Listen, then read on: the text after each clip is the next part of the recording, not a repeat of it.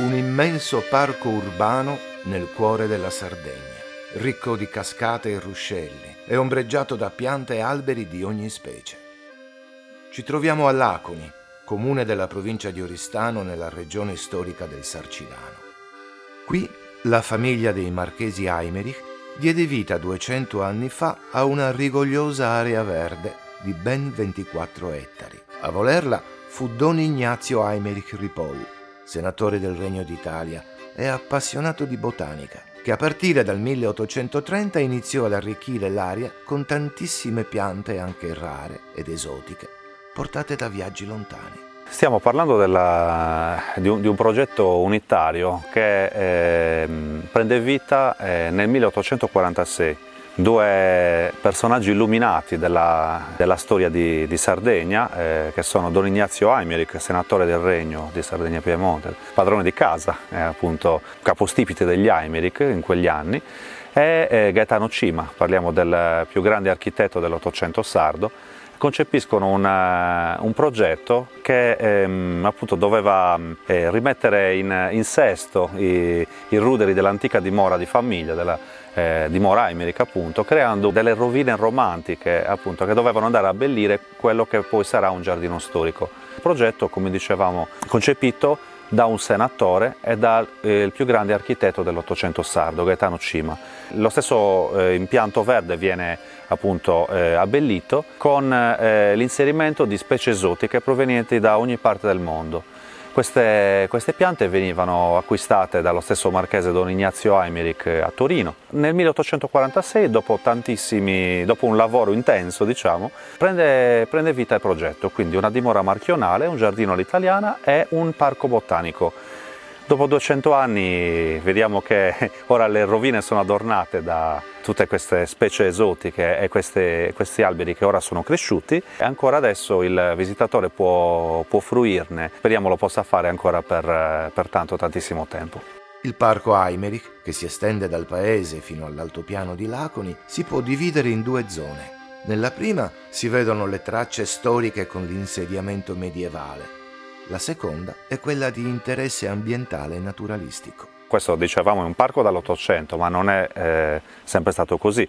Era un bosco di leci, lecetta tipica della zona, appunto macchia mediterranea, e all'interno di questa lecetta stava un castello di origine probabilmente giudicale, almeno questo lo si evince dal contesto, dagli studi stratigrafici. Questo castello venne poi preso in consegna, così possiamo dire, diciamo, dalla Corona d'Aragona, quando la Sardegna entra a far parte appunto della Corona d'Aragona dal 1420 in poi. Arriveranno delle famiglie a gestire questo feudo, il feudo di Laconi, che era allora uno dei più importanti della Sardegna medievale. Con i Castelvì Laconi diventerà dal 500 al 600 prima contea e poi addirittura marchesato. Il padrone di casa che qui stava era il generale degli eserciti di Sardegna, quindi essenzialmente una delle 3 persone più importanti dell'isola dopo il viceré. Dai Castelvì, per diritto ereditario, si passerà agli Eimerich, che sono stati appunto l'ultima famiglia a abitare in questo castello.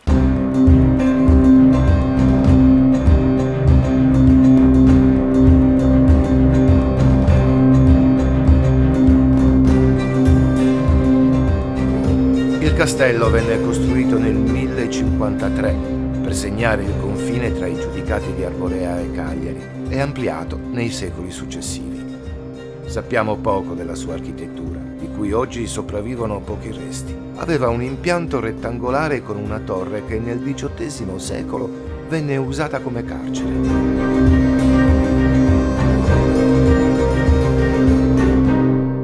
L'ingresso ad arco portava a un passaggio voltato a botte che a sua volta immetteva in una corte. Conosciamo la grande sala di rappresentanza di cui sono arrivate fino a noi alcune sedute in pietra, una finestra gotica e un lavabo che serviva per i commensali.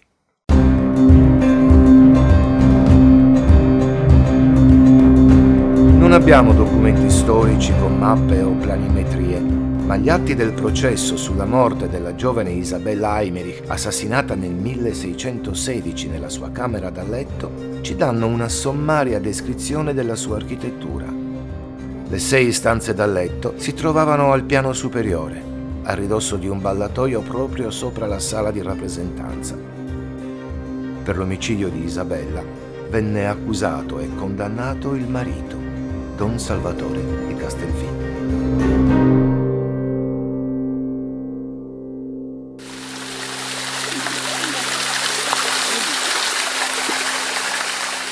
Lasciate le mura medievali, ci addentriamo nel grande parco dove si sente continuo in sottofondo lo scorrere dell'acqua, tra rivoli, ruscelli e cascate anche di dimensioni notevoli.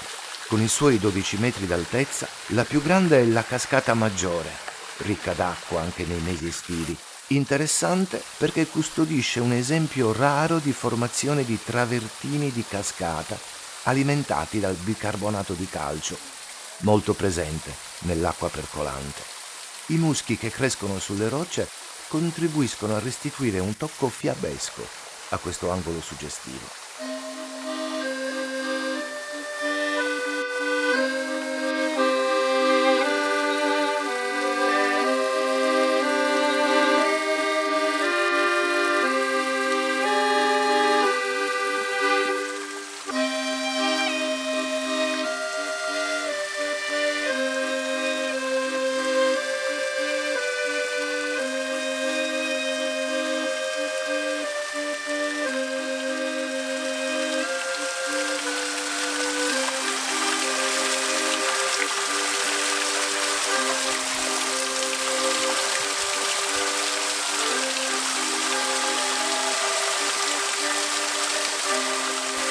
Tra gli altri punti sicuramente da menzionare sono i salti d'acqua, le bellissime cascatelle create ad hoc dallo stesso architetto, che aveva modellato quelle che erano delle cadute scordinate, diciamo, d'acqua, e aveva fatto sì che appunto tutta quest'acqua potesse irrigare completamente il parco, quindi percorrendo delle viuzze in movimento, appunto creando dei piccoli laghi, dei piccoli ruscelli, dei salti d'acqua anche abbastanza importanti che raggiungono e superano i 20 metri.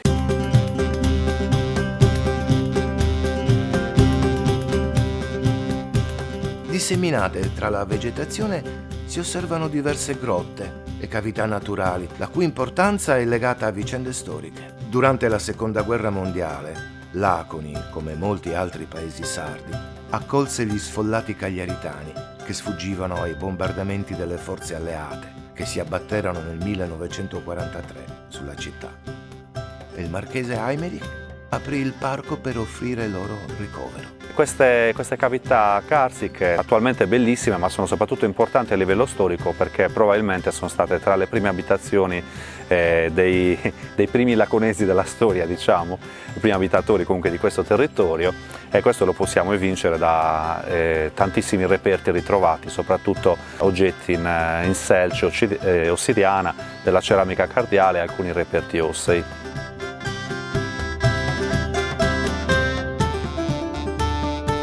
All'interno del parco sono presenti numerosi punti di interesse, tra questi sicuramente alcune delle principali specie esotiche, tra cui un bellissimo cedro del Libano che è attualmente uno dei più imponenti in Italia. Saltano all'occhio i pini della Corsica, i ciliegi secolari, i platani provenienti dall'Asia, Platanus orientalis, ma anche i lecci nostrani che ora sono veramente imponenti in questa foresta. Tra i giganti del parco c'è il grande cedro del Libano, messo a dimora nel 1835 quando aveva pochi anni e che oggi ha raggiunto un'altezza di 25 metri e una circonferenza di 415 centimetri.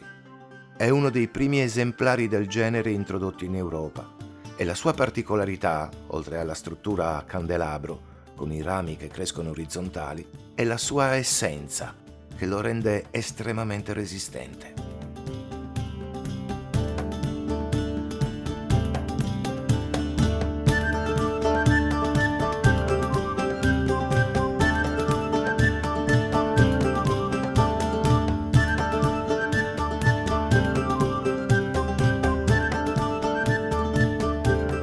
Come amministrazione comunale di Laconi, che si è insediata da pochissimo, non potevamo trascurare il nostro parco Heimerich, che insiste proprio, ci abbraccia, diciamo, come comune, e che rappresenta una risorsa importantissima sia dal punto di vista del valore naturalistico dello spazio, ma anche dal punto di vista turistico. Infatti soprattutto in questi ultimi tempi stiamo registrando una presenza sempre maggiore di visitatori. Evidentemente vi è proprio il bisogno di ritrovarsi in spazi come quelli del nostro parco, a respirare un'aria pura, a godere di bellezze naturalistiche in un contesto di assoluta tranquillità. Il nostro impegno è rivolto in questo momento a organizzare, valutare quali strutture e quali servizi possono venire incontro al turista che visita oggi Laconi. Quindi stiamo parlando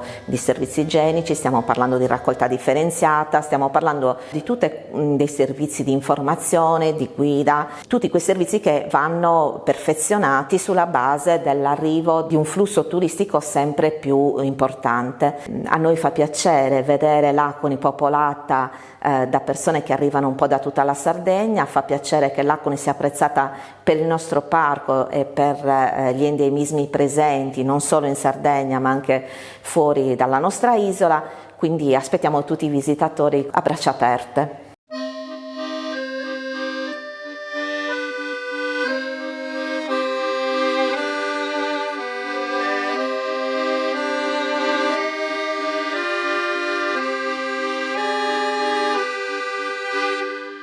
Il parco Heimerich, visitabile tutti i giorni, offre oggi ai visitatori un incantevole spazio per immergersi tra storia antica e recente, natura, silenzio e bellezza.